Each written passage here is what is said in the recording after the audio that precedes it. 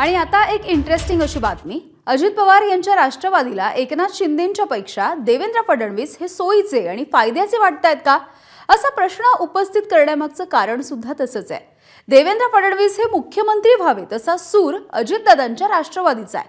काय नेमकी कारण त्या मागे असू शकतात, बघूयात।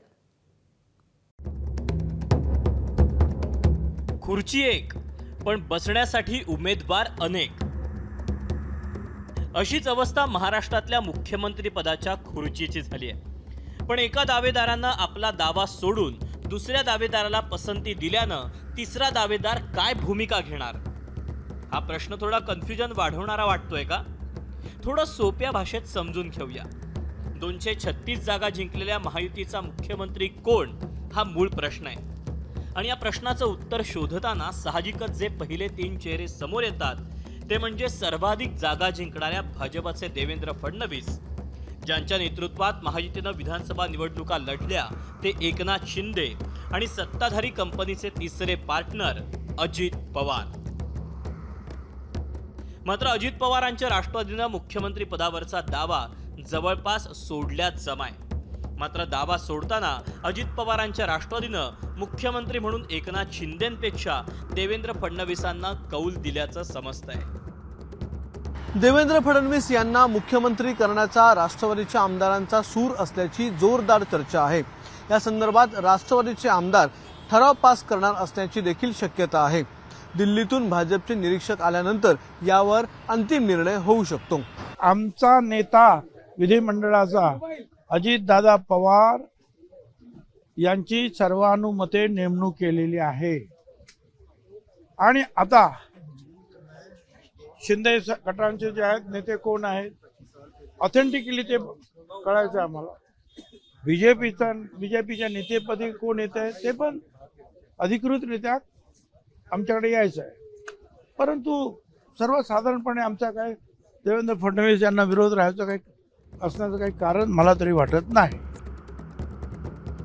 भुजबळांचे सहकारी प्रफुल्ल पटेल मात्र यांनी थोडासा वेगळा सूर आळवलाय। मुख्यमंत्री पदावरून काँग्रेस आणि राष्ट्रवादीची चर्चा किती वेळ चालली होती हे पटेलांना आत्ताच का सांगावंसं वाटतंय। 2004 मध्ये मला चांगलं आठवण आहे की मी स्वतः त्यावेळी राष्ट्रवादी काँग्रेस आणि काँग्रेसमध्ये जे काही एक अंतर पडला होता, त्यावेळीस काँग्रेसचे 69 आमदार निवडून आले होते, आमचे 71 निवडून आले होते आणि मुख्यमंत्रीच्या पदासाठी जवळपास 3 ते 4 आठवडे आम्ही लोक चर्चाच करत राहिलो। शेवटी नंतर निर्णय झाला विलासरावला करायचा। यावेळी काही घोळ नाही आहे, फक्त टेक्निकल गोष्ट मी सांगतो की 3 दिवस 4 दिवस 5 दिवसाचा विषय बहुतेक नडणार नाही। तिकडे शिवसेनेच्या संजय शिरसाट यांनी तुर्तास वादविवाद टाळणं पसंत केलं। राष्ट्रवादीचे आमदार पण म्हणतात की देवेंद्र फडणवीस म्हणून देवेंद्र फडणवीस हे मुख्यमंत्री चालतील असं राष्ट्रवादीचे आमदार म्हणतात। तुम्हाला काय चालेल नाही चालेल याचं सगळं नेते लोक विचार करतील ना, तुम्ही आम्ही काय करायचं। आम्हाला कोणत्याही प्रकारचं यामध्ये वाद घालायचं नाही। आम्ही सर्व एकजूट आहोत, एक मताने आम्ही नेते निर्णय घेतील आणि त्याचं सर्व अंमलबजावणी खालचे सर्व आमचे आमदार करतील। सिंचन घोटाळ्याचे बैलगाडीभर पुरावे जमा करणारे फडणवीस अजित पवारांच्या राष्ट्रवादीला एकनाथ शिंदेंपेक्षा जास्त सोयीचे का वाटतात, याचं उत्तर कोण देणार, दादा, भाई की भाऊ? ब्युरो रिपोर्ट, एबीपी माझा। एबीपी माझा, उघडा डोळे बघा नीट।